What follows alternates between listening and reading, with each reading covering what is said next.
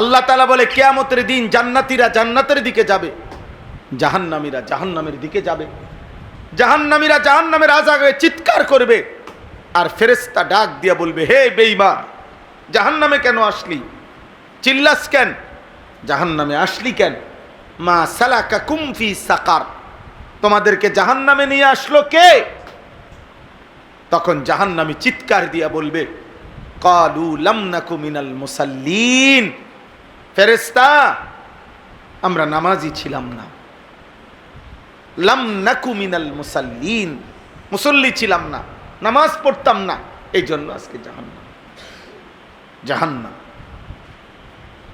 বেনামাজির আখিরাত জাহান্নাম, নাফরমানের আখিরাত জাহান্নাম। বাবা দুনিয়া, দুনিয়াও বেইজ্জতি। তোমরা, তোমাদেরকে বলি, তোমরা বলো তোমাদের বিবেকে কি? একটা ছেলে দাঁড়িয়ে বলো, তোমরা যারা 5 ওয়াক্ত নামাজ পড়ো না, এই সমাজের একজন মানুষ বিবেকবান ভদ্রলোক, একটা ছেলে দাঁড়াইয়া বলো, আমি চ্যালেঞ্জ করলাম, তোমার বয়সী কিছু দুষ্ট অসৎ তোমার মতো বদ আখলাকের ছাড়া কোনো বিবেকবান, কোনো ভদ্র, কোনো মার্জিত মানুষ তোমাকে ভদ্র মানুষ হিসাবে আদর করে কিনা? তোমার বিবেকে কি বল? তোমার জীবনে কোনো ভদ্রলোক, ভালো মানুষ আদর করে ডাকে কিনা? তোমরা যারা এই চুল্লা, এই বেঈমানের মতো চুল যাদের, তোমার মনে হয়নি তোমারে কেউ কোনো এই সমাজের মানুষ কোনো কল্যাণকর কাজে কোনো ডাকছে কোনো দিন? না না, আতলাইরো না, অসুবিধা নাই, তুমি আগে বলো। তোমার বয়সী কিছু অসদ, আয় দোস্ত তারা লাতি দিমু, আয়, এইটার লেগে ডাকছে তোমার। কি রে, আয় বইয়ের ওষুধ কীর্তি, হ্যাঁ চল, কি করবি, চল চটপটি খামু, আয়, এই চটপটি খাবি। মানে কিছু দুষ্ট শয়তান ছাড়া কোনো ইমানদার, কোনো বিবেকবান, ভদ্র, বেনামাজি এই নাফরমানকে কেউ ডাকে না। তাহলে সে তো বোঝা উচিত যে কিরে, আমি কি মানুষ, আমার যে এই পৃথিবীর কেউ দেখতে পারে না।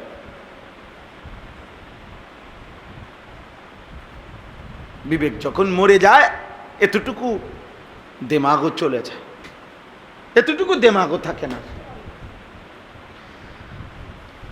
এই জন্য আমরা খুব চিন্তিত, আমাদের এটা ভাবনা, আমার এক একজনের এক একটা মিশন, ফিকির। আমার এটা ফিকির যে আমি ছেলেদেরকে এটা বুঝাইতে চাই যে আব্বা, তুমি, তোমার দুনিয়াতে কেউ সম্মান করেনি, তুমি হেডা কো, আখেরাত থৌ, আচ্ছা রাখো, আখেরাত নলে রাখো। দুনিয়াতে এই মদখোর, নেশাখোর, গাঞ্জাখোর, ফুট্টাখোর, বাবাখোর, এগুলার দুনিয়াতে কেউ ইজ্জত করেনি, বলেন না মৌলানা সাহেব? কিরে আব্বা কও না? বেনামাজি ছেলে তোমার দুনিয়ায় কেউ আদর করেনি, আর তোমার সমবয়সী তো তোমার আদর করে না, ও তো ফুর্তি করে, ওরে বাদ দাও তুমি। হ্যাঁ, একজন ভদ্র পর্দানসীন নারী, একজন পর্দানসীন নারী, চরিত্রবান কন্যা, বোন, এরকম কোনো বখাটেকে, চুল চেহারা বিদঘুট বেঈমান মুশরিকের মতো, নামাজ নাই, বন্দি নাই, ওরে দেখলে একজন ভদ্র নারী, ভদ্র বোন, কুত্তারে দেখলে যে দূর ভয় না পায়, এই হাইওয়ানকে দেখলে তার চাইতে বেশি ভয় পায়। ও মনে করে কুত্তা কামড়াইলে আমার হয়তো কামড় লাগবে পায়ে, কিন্তু এই হাইওয়ান যদি আমারে ধরে, এই মানুষরূপী জানোয়ার, তাহলে তো আমার ইজ্জত যাবে। এই জন্য বখাটেকে, চরিত্রহীনকে মানুষ কুত্তার চাইতেও বেশি ভয় পায়, কুকুরকে এতটা ভয় পায় না, কুকুরকেও না। এই জন্য বাবা, গুনাহ ছেড়ে দাও। আমরা সবাই, আমিও আপনিও, গুনাহ ছেড়ে দেওয়া জরুরি, গুনাহ ছেড়ে দেওয়া জরুরি, গুনাহ ছেড়ে দেওয়া জরুরি। আমরা মুসলমান, আল্লাহ আমাদেরকে নিয়ামত দিছেন, আল্লাহ দিছেন আমাদেরকে, আমাদের কোনো যোগ্যতা নাই। এই পৃথিবীতে 600 কোটির বেশি মানুষ কাফের, মাত্র 250 কোটি মুসলমান। তাহলে সংখ্যাগরিষ্ঠ মানুষ হলো এখনো কাফের। তাহলে 600 ঘুষরি মানুষ যারা কাফের, তাদের সৃষ্টিকর্তাকে? আমরা যারা মুসলমান, আমাদের সৃষ্টিকর্তাকে? তাহলে আমরা যে মুসলমান, এখানে আমাদের যোগ্যতা কি? আর ওরা যে কাফের, ওইখানে তাদের বিষয়টা কি? উভয় এটাই আল্লাহর ফয়সালা, আল্লাহর ফয়সালা। আমি কেন ইমানদার মার ঘরে জন্ম নিলাম, ও কেন হিন্দুর ঘরে জন্ম নিল, ও কেন খ্রিস্টানের ঘরে জন্ম নিল, এটা আল্লাহর দয়া ছাড়া আর কিছু, আল্লাহর দয়া। তাহলে আল্লাহ আমাদেরকে দয়া করে ঈমান দিলেন, আল্লাহ আমাদেরকে দয়া করে মুসলমানের ঘরে জন্ম দিলেন। এখন আমরা যে নিয়ামত আল্লাহ দিলেন, আমরা নিজের হাতে সেটা ফেলে দিচ্ছি। আল্লাহকে যেন আমরা বলতেছি, চুল রাখছি বেঈমানের মতো, আপনার ইসলাম আমার লাগবে না। জামা কাপড় পরছি বেঈমানের মতো, আপনার ইসলাম আমার লাগবে না। আপনি আমাকে নবী দিছেন, লাগবে না। বলে শ্রেষ্ঠ নবী দিছি, লাগবে না। আমনের শ্রেষ্ঠ নবী আমনের দ্বারে রাখেন, আমার আর্জেন্টিনা হইলে সারবে, আমার ব্রাজিল হইলে সারবে। হ্যাঁ, আমার দরকার সিনেমার নর্তকী, আমার দরকার ফুটবলের খেলোয়াড়, আমার দরকার হলো নায়ক গায়ক, আমার দরকার হলো আমার সমবয়সী বখাটে বন্ধু, আমার দরকার হলো নারী, বেডি চাইয়া চাইয়া জীবন শেষ, বেখুব, মাত্র 16 বছর, সারা রাত নারী দেখে। কত বড় নিকৃষ্ট! কিরে, এত অল্প বয়সে মানুষ এত জানোয়ার হয়? এত কম বয়সে বুঝি এত জানোয়ার হয় মানুষ? 18 বছর বয়স, মাত্র 20 বছরও হয়েছে না, সারাদিন সারা রাত মোবাইলে ছবি দেখে, অশ্লীল দৃশ্য, চেহারা কালো হইতে হইতে হাইওয়ান, জানোয়ার, পশুর মতো হয়ে গেছে, চোখ ভিতরে ঢুকে গেছে, দুই পাশের গালের গোশত ভিতরে ঢুকে গেছে অশ্লীলতায়। কারণ ও তো জানে না নারী দেখলে হারাম, ছবি দেখলে বীর্যপাত হয়, ও তো বুঝেও না, ও তো বুঝেও না। ওর শরীর নাফাক থাকে। গুনাহ কিতাবে স্পষ্ট আছে, প্রত্যেক গুনাহ মানুষের শারীরিক শক্তি কমিয়ে দেয়, প্রতিবার, প্রতি সেকেন্ড। এর মধ্যে হারাম বীর্যপাত সবচেয়ে বেশি শারীরিক শক্তি নষ্ট করে দেয়। নারী, অশ্লীল ছবি, জিনা, ব্যভিচার, নিজের হাত নিজের নাপাক ব্যবহার, ইত্যাদি ইত্যাদি। সবচেয়ে বেশি একটা ছেলে দেখতে মানুষ মনে হইল, ভিতরে খোলস, কিছু নাই, ভিতরে কিছু নাই। খেলাধুলা মানুষকে মানবতা থেকে, বিবেক বোধ থেকে সরিয়ে দেয়। ওই দিন অনলাইনে আসছে বাংলাদেশের অন্যতম একজন শ্রদ্ধেয় ব্যক্তিত্ব, অসংখ্য দ্বীনি কাজ যিনি করে, জনাব আল্লামা শেখ আহমদুল্লাহ সাহেব সুন্দর একটা হিসাব দিছে যে কাতার বিশ্বকাপ, মানে এর আগে যেই বিশ্বকাপ হয়েছে, এবার হলো 26 সাল, 2022 সালে যেই বিশ্বকাপ হয়েছিল, তো সেই বিশ্বকাপে $220 মিলিয়ন টাকা ব্যয় হয়েছে খেলাতে। অথচ আন্তর্জাতিক জাতিসংঘের হিসাব হলো $40 মিলিয়ন টাকা যদি ব্যয় হইতো পৃথিবীতে, তো 80 লক্ষ না 8 কোটি, হ্যাঁ 8 কোটি, 8 কোটির চাইতে বেশি ক্ষুধার্ত মানুষের খাবারের প্রয়োজন মিটে যেত। অর্থাৎ একটি বিশ্বকাপে যা খরচ হয় তার 100 ভাগের 1 ভাগ খরচ করিলেও অসংখ্য দারিদ্রতা পৃথিবীর থেকে কমে যাইত। অথচ একেবারেই শূন্য, উদ্দেশ্যহীন, লক্ষ্যহীন একটি তামাশার জন্য হাজার হাজার মিলিয়ন ডলার ব্যয় হইতেছে। কেউ জানে না, কেউ জানে না এর আখিরাত বাদ দেন, দুনিয়াবি কোনো ফায়দা নাই।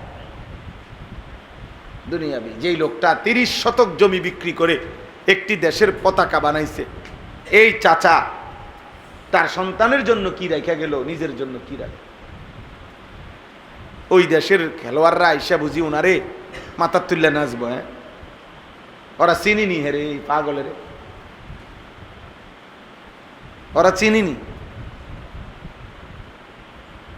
ওরা চিনিনি, ওরার লগে দেখা করতে পারবে নি সে। উল্লাস, মানসিক বিকৃতি, মনের চাহিদা, মনের চাহিদা। এজন্য গুনাহ ছাড়তে হবে।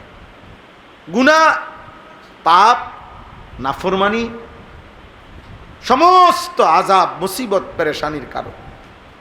এই পৃথিবীতে আল্লাহর সৃষ্টির প্রথম ব্যক্তি, আল্লাহর প্রথম সৃষ্টি ইবলিস আল্লাহর কাছ থেকে বিতাড়িত হয়েছে গুনার কারণ। নূহ আলাইহিস সালামের কওম আযাবে ধ্বংস হয়েছে গুনার কারণ।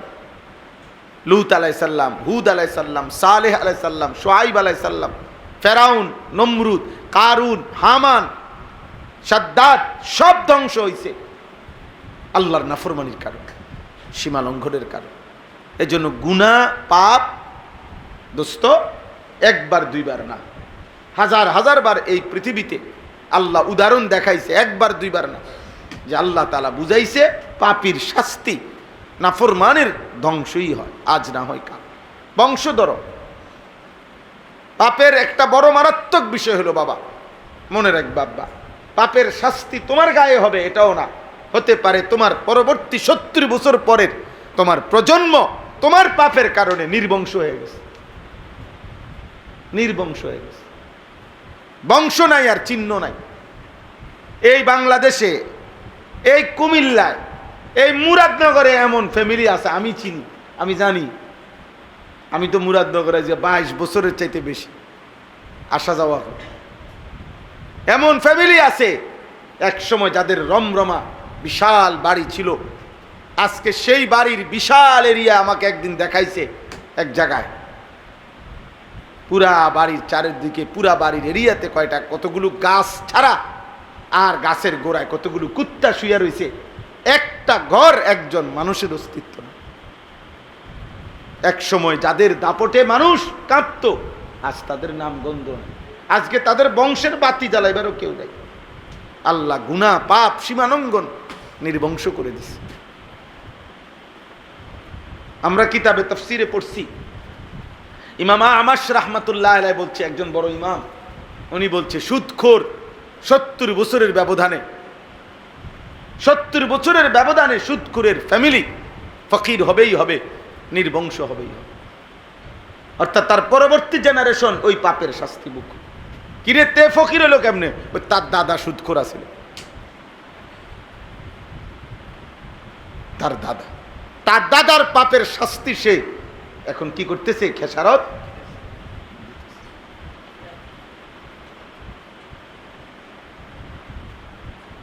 একটা বাংলা ভাষার কবিতা আছে, গান আছে, এক পুরুষে যোগায় ধন, এক পুরুষে খায়, আরেক পুরুষ আইসা দেখে খাওয়ার কিছু না, আমার 3 পুরুষ। এটা কবিতা, গান। অর্থ হইল তৃতীয় পুরুষ আইতে আইতে সব শেষ। নাউজুবিল্লাহ। এজন্য বাবা গুনাহ থেকে ফিরে আল্লাহকে ডাকেন। ছেলেরা বাবা আল্লাহকে ডাকো। তুমি মুসলমান বাবা, তুমি আর্জেন্টিনা না, তুমি ব্রাজিল না, তুমি নর্তকী না, তুমি মোবাইলের গোলাম না, তুমি আল্লাহর গোলাম, আল্লাহর গোলাম। সম্ভব। দুনিয়াবি প্রয়োজন পূরণ করো, পড়ালেখা করো, অবসর টাইম উপার্জনের জন্য কোনো ফিকির করো, কিছু শেখো, কিছু না কিছু করো। দিন নাই রাত নাই, নারী, ছবি, মোবাইল, অস্থিরতা না। এক মানুষের জীবন, আল্লাহ তাআলা বলছে মুসলমানের জিন্দিগি 2টা আমল নিয়মিত হবে। এই আয়াতটাই আমার শেষ কথা। উতলু মা উহিয়া ইলাইকা মিনাল কিতাব ওয়া আকিমিস সালাহ। আল্লাহ নবীজিকে বলছে, বন্ধু আমার বান্দা ইমানদার, শতভাগ যতজন ইমানদার হবে প্রত্যেকের জন্য বাধ্যতামূলক 2টি আমল বাধ্যতামূলক করে। এক নাম্বার, ইমানদার যতজন বিশুদ্ধ কোরআনুল কারীমের তেলাওয়াত করবে ততজন। 2, ওয়া আকিমিস সালাহ, 5 ওয়াক্ত নামাজ। 1, কোরআনুল কারীমের তেলাওয়াত, 2, 5 ওয়াক্ত নামাজ। আপনারা বলেন, এই আপনারাই বলেন, মনে করেন, আপনারা কি মনে করেন যে সাহাবায়ে কেরাম, নবী সাল্লাল্লাহু আলাইহি সাল্লামের সাহাবীরা, ওনারা যতজন ছিলেন কোরআনুল কারীম পড়তেন কতজন? 100 জনে কতজন? কি মনে হয়? সাহাবীরা নবীর 100 জন যদি হয় তো কোরআনুল কারীম পড়তেন কতজন? 100 জন। সাহাবীরা 100 জন যদি হয় তো নামাজ 5 ওয়াক্ত পড়তেন কতজন? 100 জন। এই জন্য আল্লাহ তাআলা দুনিয়াতেও তাদেরকে বিজয় দিছে, আখিরাতের জন্য আল্লাহ নিজ জবানে তাদের জন্য রাদিয়াল্লাহু আনহুম ওয়া রাদু আন, আল্লাহ বলছে আমি দুনিয়ায় থাকতেই ঘোষণা দিলাম, বন্ধু আপনার সাহাবীদের উপরে আমিও খুশি, ওরাও আমার উপরে খুশি, ওরাও আমার উপরে খুশি। কোরআনুল কারীমের বিশুদ্ধ তেলাওয়াত, কোরআন পড়বে সবাই, নামাজ পড়বে সবাই, নামাজ পড়বে সবাই। এই বুড়া মানুষেরও যাদের কোরআন শরীফ অশুদ্ধ, এদের জিন্দিগি এখনো সুন্দর হয়নি। আপনি দেখেন এখনো বিড়ি খায়, হ্যাঁ, এখনো চা দোকানে বইয়া টেলিভিশন চায়, এখনো কথায় কথায় গালি দেয়, এখনো কিস্তির টাকা টোকায়, এখনো পর্দা পুশিদা মানে না, এখনো বাড়িঘরের মধ্যে খাট বানাইছে, সোফা বানাইছে, ফার্নিচার বানাইছে, কিন্তু মহিলা কদ্দুর পর্দার ভিতরে গোসল করব এই পরিবেশ করে নাই, এটার সময়, এটার টাকা নাই। বেড়ি বেড়িয়ে বাড়ির পুকুরের পারে রাস্তার ধারে গোসল করে, বুঝেন না কথাটা? কলিজার মধ্যে আখিরাত আসে না, কারণ এই দুই আমল সুন্দর হয় নাই। কোরআনও শুদ্ধ পারে নাই, নামাজও ঠিক পড়ে নাই। যার নামাজ অসুন্দর তার পুরা জিন্দিগি অসুন্দর, যার কোরআন অসুন্দর তার পুরা জিন্দিগি অসুন্দর। এটা আল্লাহর কথা। ইন্নাস সালাতা তানহা আনিল ফাহশাই ওয়াল মুনকার, আল্লাহ বলে নিশ্চয়ই নামাজ সমস্ত অশ্লীলতা, বেহায়াপনা, পাপ, গুনাহ সব কিছুর থেকে বিরত রাখবে, কিন্তু শর্ত হইল দোনোটাই সহি শুদ্ধ হইতে হবে। কোরআনও হইতে হবে শুদ্ধ, নামাজও হইতে হবে কি শুদ্ধ। শুদ্ধ নামাজ, শুদ্ধ তেলাওয়াত, শুদ্ধ জীবন। বিশুদ্ধ তেলাওয়াত, বিশুদ্ধ নামাজ, বিশুদ্ধ কি জীবন, বিশুদ্ধ জীবন। এজন্য বাহ্যিকভাবে অনেককে আমরা অনেক সময় দেখি নামাজ পড়ে আবার চুরিও করে, নামাজ পড়ে আবার কিস্তিও নেয়, নামাজ পড়ে টেলিভিশনও দেখে, নামাজ পড়ে সুদও খায়, নামাজ পড়ে বেপরদাও চলাফেরা করে, নামাজ পড়ে গালিগালাজও করে। মূল কারণ আপনি খবর নিবেন, তদন্ত করবেন, উনারে কাছে বসাইয়া জিগাইবেন, দেখবেন উনার কোরআন শরীফের মধ্যেও ভুল আছে, উনার নামাজ পড়ার মধ্যেও কি আছে, ভুল আছে। নাই তো আল্লাহর ওয়াদা মিথ্যা হইতে পারে না। আল্লাহ বলছে কোরআন বিশুদ্ধ, নামাজ বিশুদ্ধ, জিন্দিগিও বিশুদ্ধ, গুনাহ হবে না, গুনাহ হবে না, অশ্লীলতা হবে না। যদি হয় বলে কখনোই হবে না, হ্যাঁ হইতে পারে কখনো, কিন্তু ওই যে মূলত তৎক্ষণাৎ সে তওবা করবে, তার ভিতরে অনুশোচনা জাগবে, আল্লাহর কাছে ফিরে আসবে। যেমন মনে করেন একজন মানুষকে আমি বললাম যে এই হুজুর, আগের দিনের অনেক বুজুর্গদের ব্যাপারে বলা হয় যে ওনারা সব সময় অজু অবস্থায় থাকতেন। সব সময় কি অবস্থায় থাকতেন? তো মনে করেন আমি বললাম যে এই হুজুর যে আজকে 30 বছর উনি সব সময় অজু অবস্থায় থাকে, তো এই কথার মানে কি উনি পেশাব করে না? কথা বলে না। এই কথার মানে এই উনি বাথরুমে যায় না? না যাইব, তাহলে উনি সবসময় উজু অবস্থায় থাকে কেমনে? উনার না পেশাব করলে অজু ভাঙে না, বাথরুমে গেলে অজু ভাঙে না, তো তাহলে উনি সবসময় অজু অবস্থায় থাকে কেমনে? আমনে গো বুদ্ধি কি কয় কোন? এ কথার অর্থ কি? এ কথার অর্থ হইল মানে যখনই অজু ভাঙে উনি আবার পুনরায় কি করে ফেলে। তা এই লোকের ওই ভাঙতি টাইমটাকেও ধরা হয় না, বলা হয় যে উনি সবসময় অজু অবস্থায় থাকে। ঠিক যে ব্যক্তি মুমিন, যে সুন্দর নামাজ পড়ে, যে সুন্দর কোরআন পড়ে, সে সর্বদা ইবাদতেই করে, সে গুনাহ করে না, অশ্লীলতা করে না। হ্যাঁ, যখনই হয়ে যায় গুনাহ ভুল তো তওবা করে আবার পুনরায় ইবাদত শুরু করে, গুনাহ ছেড়ে দেয়। তখন আর ওই তার এই মাঝে মধ্যে অ্যাক্সিডেন্টলি গুনাহ আর গুনাহ হিসাবে ধরা হয় না, তার নেককার হিসাবেই ধরা হয়। মুত্তাকি হিসাবেই কি করা হয়, ধরা। এজন্য বাবা এই আয়াত আমি পড়ছি আমাদের ইসলাম, আমাদের সংশোধনের জন্য। এই জনকল্যাণ মানে মানুষের কল্যাণ, জন মানে মানুষ, মানব কল্যাণ একই কথা। জনকল্যাণ, জনগোষ্ঠী মানুষ আর কি। আল্লাহ তাআলা বলছে কোরআনে মানুষের কল্যাণ, জনগণের কল্যাণ।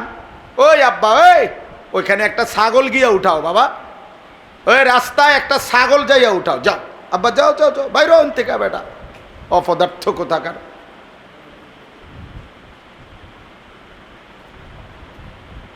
জি, তো এটা জরুরি। মানুষের কল্যাণ, জনকল্যাণ, মানুষের কল্যাণ। মানুষের প্রথম কল্যাণ কি? কোরআনে আল্লাহ স্পষ্ট বলছে, কুনতুম খায়রা উম্মাহ উখরিজাত লিন-নাস তা'মুরুনা বিল মা'রুফ ওয়া তানহাউনা আনিল মুনকার। মানুষের প্রথম কল্যাণ হলো নেক কাজের আদেশ, গুনার কাজের নিষেধ। কোন মানুষকে নেক কাজের দিকে আনা, গুনার কাজ থেকে ফিরানো, এটাই হচ্ছে জনকল্যাণ, এটাই হচ্ছে মানব কল্যাণ, এটাই হচ্ছে মানবতার প্রথম কল্যাণ। এক মানুষ, মনে করেন আমরা অনেক সময় বুঝাইয়া বলি যে একজন লোকের ঈমান নাই, আরে আবার তার শরীরে রক্ত নাই, মানে এই লোকটার এই মুহূর্তে কালেমাও দরকার, রক্তও দরকার। কোনটা আগে দরকার? বুঝেন না? কোনটা আগে দরকার? ঈমান আগে দরকার না রক্ত আগে দরকার? ঈমান আগে দরকার। কারণ রক্তের অভাবে তার মৃত্যু হবে, ঈমানের অভাবে জাহান্নামী হবে। রক্তের অভাবে সর্বোচ্চ কি হবে, কিন্তু ঈমানের অভাবে কি হবে? জাহান্নামী হবে, জাহান্নামী হবে। হযরত ইউসুফ আলাইহিস সালাম, কোরআনে আছে, ইউসুফ আলাইহিস সালাম যখন জেলে গেছেন ওই জুলাইখার ঘটনার পরে, ওনারে জুলাইখা কই পাঠাইছে? জেলখানায়। ইউসুফ আলাইহিস সালাম জেলখানার মধ্যে 9 বছর জেল খাটছে চরিত্রের পবিত্রতার জন্য। তো তখন জেলখানার মধ্যে ওনার সাথে আরো 2 জন অপরাধী, এক ছেলে থাকতো জেলখানায়। তো ওই 2 জন অপরাধী রাষ্ট্রের, রাজার, বাদশার দরবারের খাদেম ছিল। ওরা এই জেলে কোনো পাপের কারণে, অপরাধের কারণে ওদেরকেও জেল দেওয়া হয়েছিল। তো ওরা 2 জন 2টা স্বপ্ন দেখছে, 2টা স্বপ্নে দেখছে। আর এরা এই স্বপ্ন দেখে সকালবেলা ইউসুফ আলাইহিস সালামকে বলছে, ভাই তোমাকে দেখে নেককার মানুষ মনে হয়, আমাদের স্বপ্নটা আমরা দেখছি 2 জনে, এই স্বপ্নের ব্যাখ্যা তুমি বলে দাও, ব্যাখ্যাটা বলে দাও। তো একজনে বলছে, আমি বাদশাকে মদ পান করাইতেছি, আমি এটা দেখছি। আরেকজনে বলছে, আমি দেখছি আমার মাথার মধ্যে রুটির, মনে করেন রুটির বর্তন, আর ওইখান থেকে পাখি রুটি খুলে খুলে খাইতেছে, ছিঁড়ে ছিঁড়ে। তো ইউসুফ আলাইহিস সালাম তাদেরকে স্বপ্নের ব্যাখ্যা বলছে, কিন্তু কোরআনে আছে এই ব্যাখ্যা বলার আগে ইউসুফ আলাইহিস সালাম প্রথম তাদেরকে বলছে, এখানে এই 2 জনের একজনের স্বপ্নের ব্যাখ্যা হলো সে জেলখানার থেকে মুক্তি পাবে আর বাদশা তাকে হত্যা করবে। বুঝেন নাই? তো এটা হলো স্বপ্নের কি ব্যাখ্যা। কিন্তু এইটা বলার আগে, স্বপ্নের ব্যাখ্যা বলার আগে কোরআনে আছে লম্বা, ইউসুফ আলাইহিস সালাম প্রথম আগে তাদেরকে দীর্ঘক্ষণ ঈমানের দাওয়াত দিছে, কালিমার দাওয়াত দিছে। আগে বলছে, বাবা এটাকে বুঝতে চেষ্টা করো, আরবাবুম মুতাফাররিকুনা খায়র আমিল্লাহুল ওয়াহিদুল কাহ্হার। অনেক খোদা মানা উত্তম নাকি এক আল্লাহকে মানা উত্তম, এটা বলো। মানে আল্লাহকে চিনাইতে চেষ্টা করছে, আল্লাহর দাওয়াত, ঈমানের দাওয়াত দিয়ে অনেকক্ষণ, এরপরে স্বপ্নের ব্যাখ্যা বলছে। তাহলে বোঝা গেল তার জীবনের চাইতে তার ঈমানের কি বেশি? দাম বেশি। ঈমানের দাম বেশি, ঈমানের দাম বেশি। আমি এই সূরা পড়ছি, সূরা আনকাবুতের 45 নম্বর আয়াত। এই কথা আল্লাহ তাআলা বলছেন, হে নবী, আপনি যে আপনার অনুসারী হবে, আপনি তাকে 2টা আমল করাবেন। 1 বিশুদ্ধ কোরআন, 2 5 ওয়াক্ত নামাজ। কোরআন হবে শুদ্ধ, নামাজ হবে শুদ্ধ, জিন্দেগি হবে কি? শুদ্ধ। ইন্নাস সালাতা তানহা আনিল ফাহশাই ওয়াল মুনকার। এজন্য একজনও যদি বুঝেন, ছেলেরা বাবা তোমরাও যদি কেউ বুঝে থাকো অসুবিধা নাই, তোমরা যদি কেউ না বুঝো কোনো সমস্যা নাই। কারো নাফরমানিত পৃথিবীর কিছু হয় না, কারো নেক কাজেও পৃথিবীর কিছু হয়। আমার আব্দুল কাদের জিলানির সেজদার কারণে সূর্য বড় হয় নাই, ফেরাউনের নাফরমানির কারণে চাঁদ ছোট হয়ে যায় না। ওমা কথা কয় না, বুঝেন না কথা?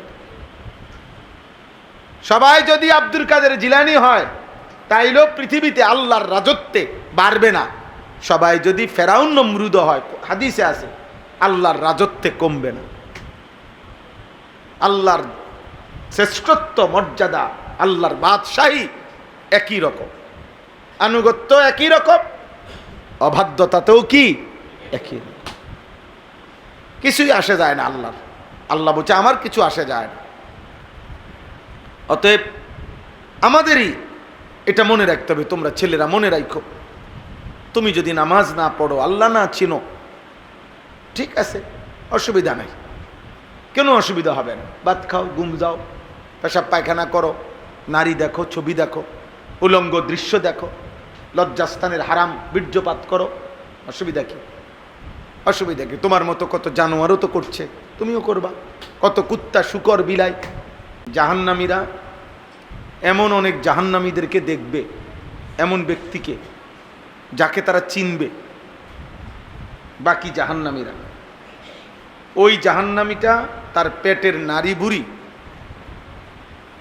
এইভাবে লম্বা পড়ে থাকবে নিচে, নারী বুড়ি এগুলো টানতে টানতে হেঁসরাই হেঁসরাইয়া জাহান্নামের মধ্যে চলবে।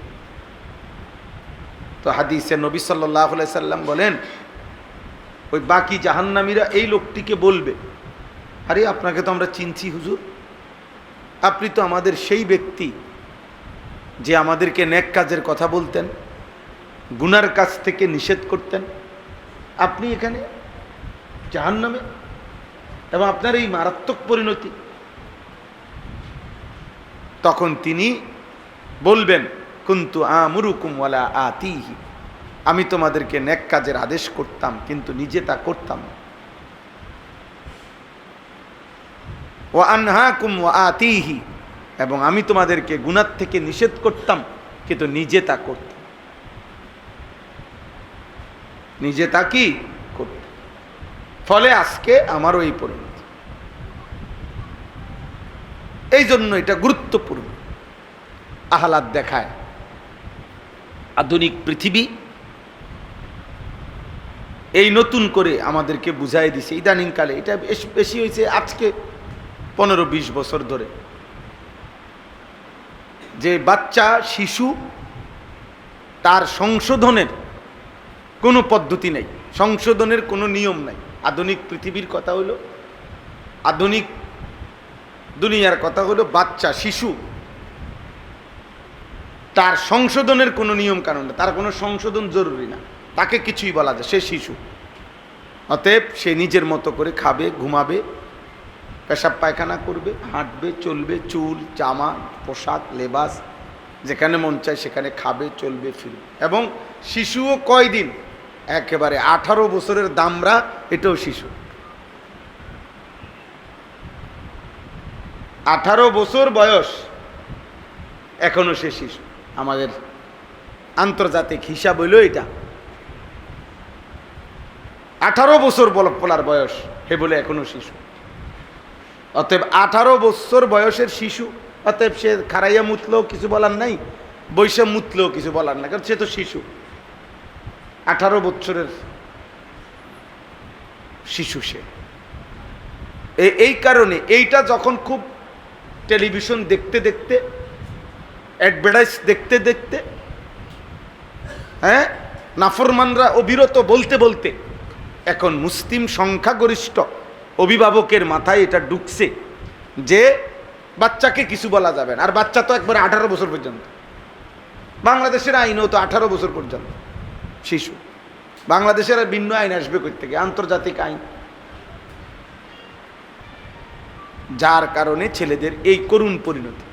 আগে দুষ্ট ছিল একটা সমাজে, একটি এলাকায় এই 2-4 জন দুষ্ট ছিল, অসৎ ছিল, সব যুগে চরিত্রহীন ছিল, মদখোর, জুয়ারি, নারী লুবি, এগুলো ছিল আগেও, অল্প ছিল, সিফা সাফা কোনাকানির মধ্যে খুব গোপনে আড়ালে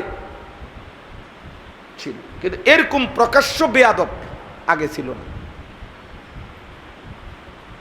এত কম বয়সী ছেলে, অথচ বাবা মা, পাড়া মহল্লা, সমাজ, ধর্ম, ইসলাম, ঈমান কিছুর সাথে তার দিকে তাকাইলে বোঝা যায় না যে সে কি তার বাপের মতো, না তার দাদার মতো, না তাগো গ্রামের মানুষের মতো, না ইমাম সাহেবের মতো।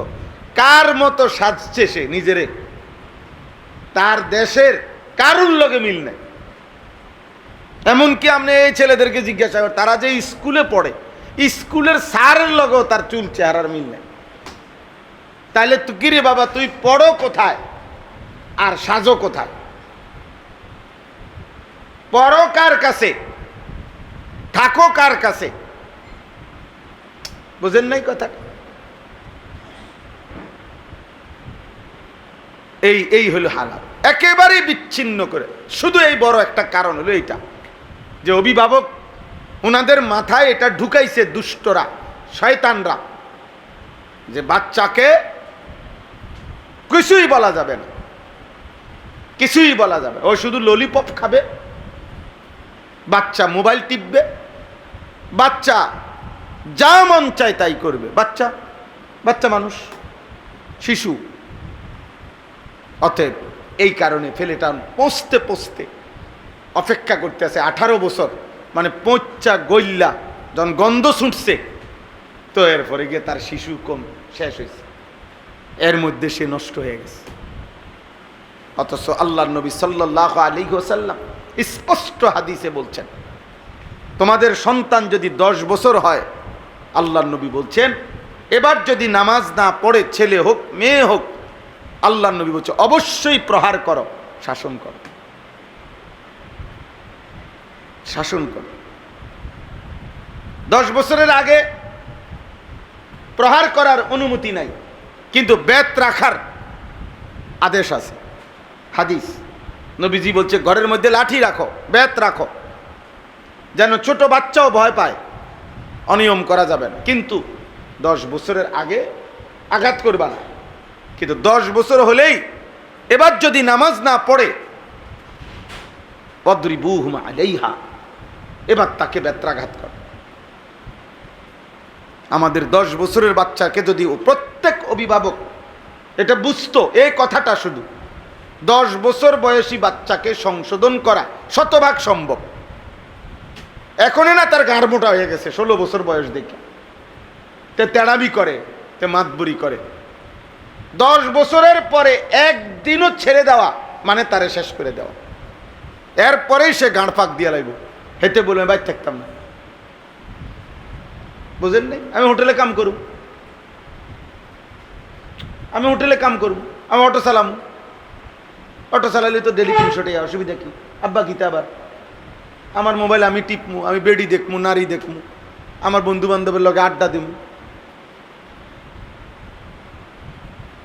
নবী সাল্লাল্লাহু আলাইহি ওয়াসাল্লাম বলছেন, 7 বছর বয়স থেকেই নামাজের কথা বলতে থাকো।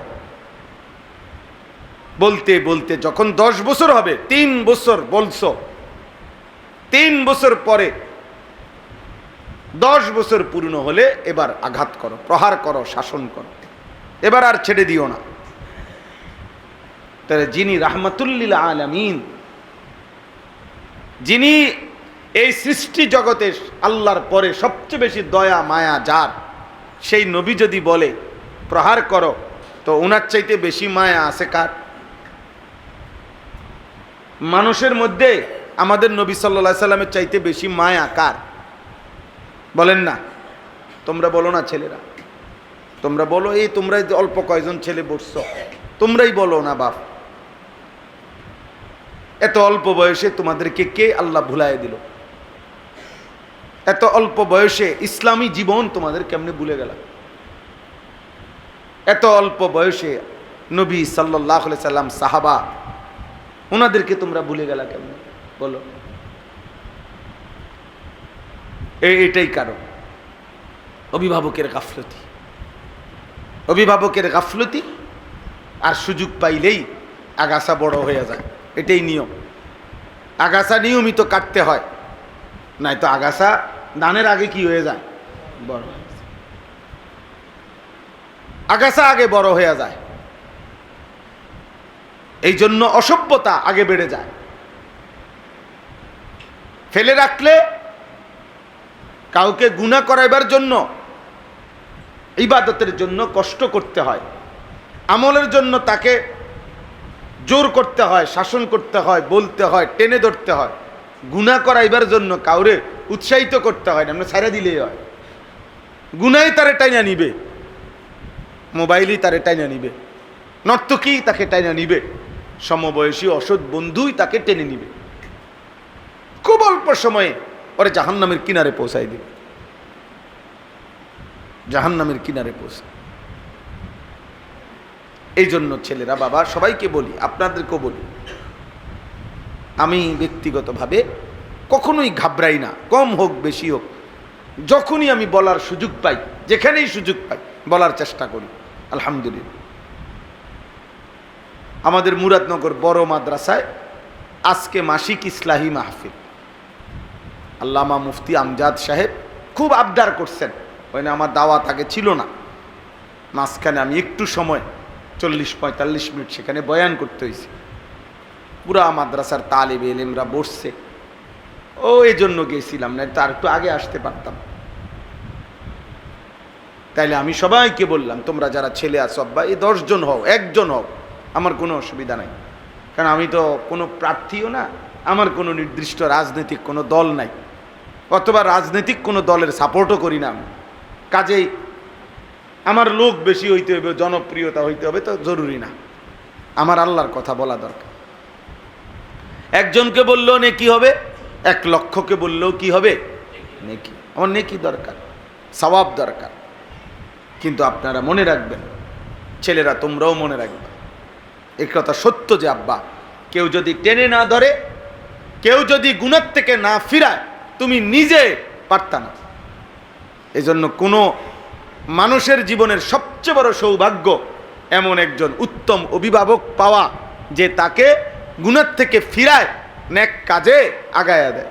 আর কোনো মানুষের জীবনের সবচেয়ে বড় দুর্ভাগ্য, বদনসিব, দুর্ভাগ্য, যে এমন একজন অভিভাবক তার জোটে নাই, যে তাকে গুনাহ থেকে ফিরাবে, নেক কাজে উৎসাহী করবে।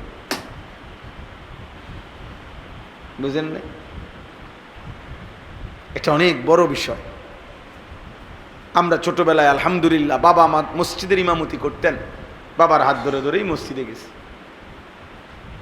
ছোটবেলায় মা আজীবন, আমি ছোটবেলায় কি, আমি যখন বিবাহিত, খেদমত করি, আমার 2টা বাচ্চা হয়েছে যখন, 2 সন্তানের বাপ যখন আমি, তখনও আমার আম্মাই আমার ঘরে ফজরের নামাজের জন্য প্রতিদিন উঠাইতেন। প্রতিদিন, যতক্ষণ পর্যন্ত না উঠতাম, লাইট জ্বালাইলে হইতো না, মা দুয়ার খুললা বাইর হইলে তো ওই মা থামতো। আলহামদুলিল্লাহ, আলহামদুলিল্লাহ, এটা নেয়ামত যে আল্লাহ এমন মা মিলাইছে, যে মা সন্তানকে 5 ওয়াক্ত নামাজের কথা মনে করাই দিছে, জোর করে পড়াইছে, জোর করে। ও আরেক বাসার মেয়ে, কাজের মেয়ে, আমি বারান্দায় বসা, আমার দিকে তাকাইছে, মায় দেখছে, মায় বলছে, আনিস ঘরে চলে আয়। পরে ঘরে আসলাম, বললাম, মা কি হয়েছে? ওই বাসার কামের মাইয়া তোর দিকে তাকাইছে। মা খেয়াল করছে, মার কথা ভিতরে নিয়ে আসছে। তাহলে এই যে অভিভাবক, মানুষের সংশোধন মূল দায়িত্ব অভিভাবকের। ও আপনি হুজুর না, হুজুর তো 400 জন ছাত্রের টিচার। ওই তো আপনার শুধু সন্তানের বাপ না, আপনি তোলেন আপনার সন্তানের বাপ, আমার তো আমার ফুট হেতে। আর শিক্ষক তো কি, যত আন্তরিকতাই দেখাক, শিক্ষকের কাছে তো সবাই ছাত্র ওরা। এইটা আর আচ্ছা, আপনি মনে করেন আমার আব্বার লাশ এখানে জানাজা হবে, তো আমার আব্বার লাশের সামনে আমার মায়া, আমার কান্না, আর কাবা শরীফের ইমামের কান্না বরাবর। আমার আব্বার লাশের সামনে যদি কাবা শরীফের ইমামও আইয়ে, উনার ব্যথা আর আমার ব্যথা কি এক হবে? তো কার বেশি? আমার বেশি। কারণ কার বাপ? আমার বাপ। আমার বাপ বাইরে, তাহলে আমার সন্তান, আমার সন্তান। তোমাদেরকে বলি ছেলেরা, তোমরাও মনে রাখবে আব্বা, এই পৃথিবী এটাই চলমান ধারা। আজকে তুমি ছেলে, আগামী দিনে তুমিই বাপ।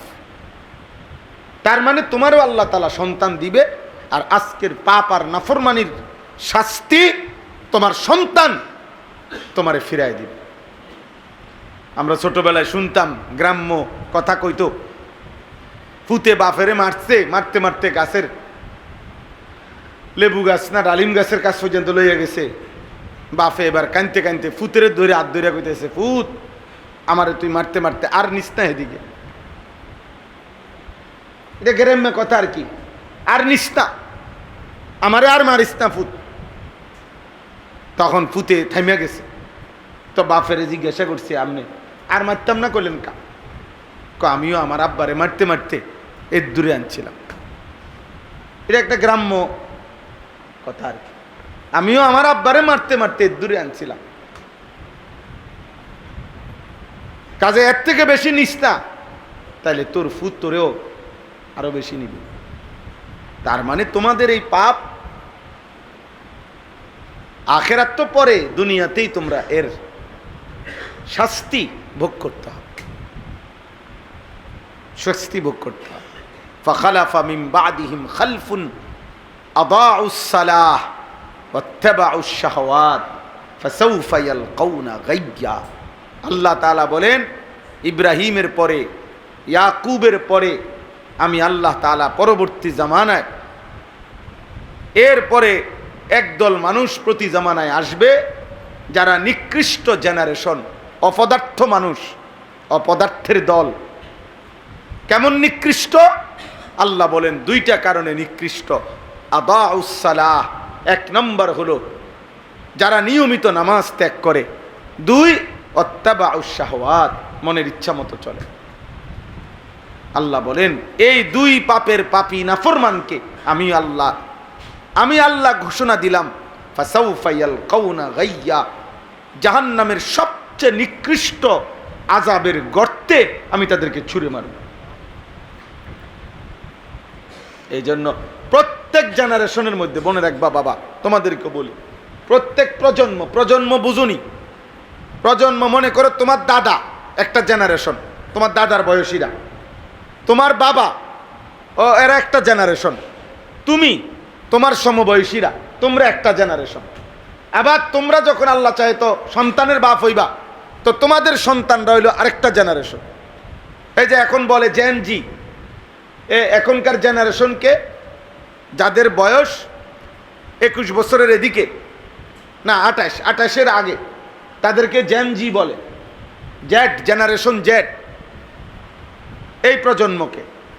তাই এই যে অর্থ হইল যে এই প্রজন্মের প্রত্যেক জেনারেশনের নিকৃষ্ট মানুষ কারা। যেমন আমি আমার আমলের, আমার দাদার আমলের, তোমরা তোমাদের আমলের, প্রত্যেক আমলের তোমাদের সময়ের নিকৃষ্ট মানুষ হলো ওই দুইটি মন্দ অভ্যাস যার, এক নামাজ ত্যাগ করে, দুই নিজের ইচ্ছে মতো চলে। আল্লাহ বলেন ওরা নিকৃষ্ট মানুষ, নিকৃষ্ট মানুষ, নিকৃষ্ট মানুষ।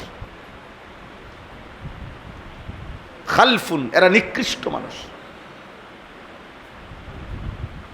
এরা নিকৃষ্ট মানুষ। মা সালাকাকুম ফি সাকার ক্বালু লাম নাকু মিনাল মুসাল্লিন,